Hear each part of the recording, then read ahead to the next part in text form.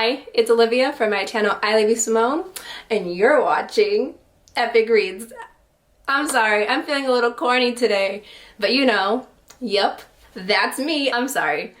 We have a book called today, and I feel like it's this is the most books that I think I've had in any of the past few hauls, so we have a lot to get to, and let's just get started. Starting out, we have a book that is one of my favorite types. You'll see what I mean in a moment. That is Year of the Reaper by Makia Lucier, and what I meant is that this is a standalone fantasy. I've talked about this, you know, I love a good series, but I also love when you can finish the whole story in one book, and this is an epic romantic historical fantasy that kind of meets mystery. This is the perfect kind of book for when you are like me and don't feel like committing to an entire series, but you still want the high stakes action and the world building and the romance and all of the fun stuff.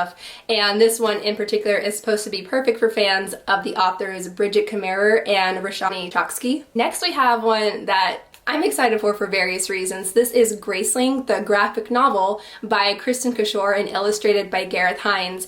And I read the novel Graceling many years ago, and it's one that I remember reading quickly and like wanting to finish it kind of in one sitting, and I enjoyed it a lot. I think I gave it 5 stars. I really liked that story.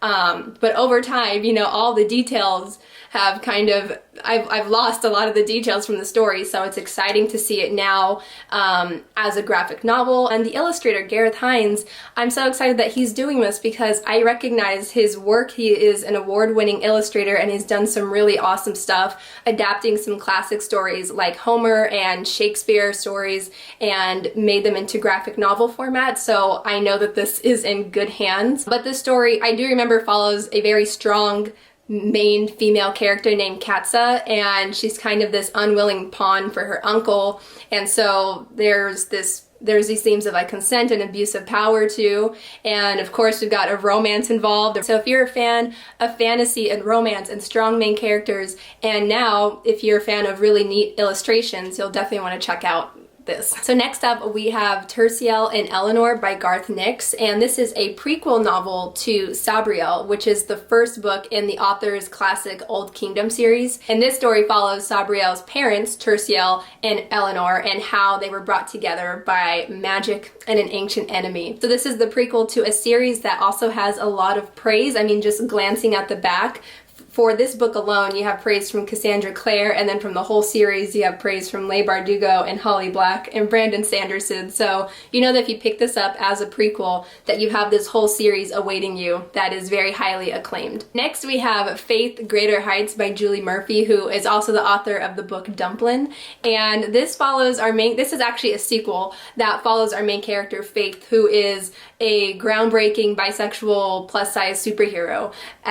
She can fly. You can tell by the cover. She can fly. So at the end of the first book, someone close to Faith was revealed as being the bad guy, and they disappeared. And now we have Faith, who is a senior in high school and just wants to do senior things, you know, enjoy prom and graduation and enjoy hanging out with your friends before people start to leave off for college and whatnot. But unfortunately now she has to deal with the reappearance of that previously mentioned person. Also, one of her classmates, Colleen, is this quiet classmate turned evil psyop person, and then we also have her dealing with her grandma's decline in health. So she just can't catch a break, basically. So we'll have to see how much her superpowers help her out here. So next we have Dreams Lie Beneath by Rebecca Ross, and I must say, this is a very dreamy cover. I'm sorry, I'm just feeling corny today. You have to bear with me. But anyway, in this world, the realm of Azanor, during each new moon, nightmares come to life. Ooh. So it's up to our main character, Clementine, and her father, who are the town's wardens, to protect the town until these rival magician brothers show up, they challenge them, and they win. So to get revenge, she ends up donning a face-changing disguise so she can work with one of the brothers and try to overthrow him. But in doing so, and having a disguise like that, she does have to sacrifice a lot. I'm sure you can pick up on the little enemies to lovers romance that's gonna brew from that.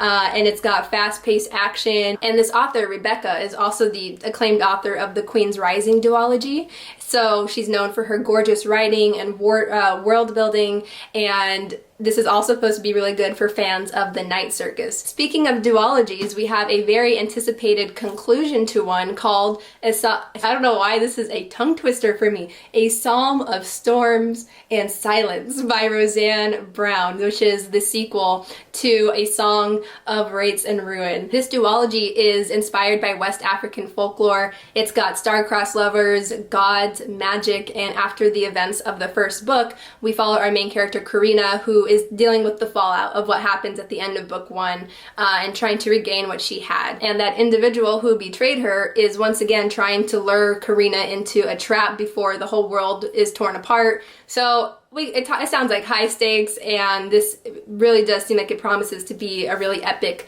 conclusion. And speaking of conclusions, we've got another one right here. This is the conclusion to a trilogy, to the Montauk sibling series. This is The Nobleman's Guide to Scandal and Shipwrecks by Mackenzie Lee. You might recognize the first two books in the series, The Gentleman's Guide to Vice and Virtue and The Lady's Guide to Petticoats and Piracy.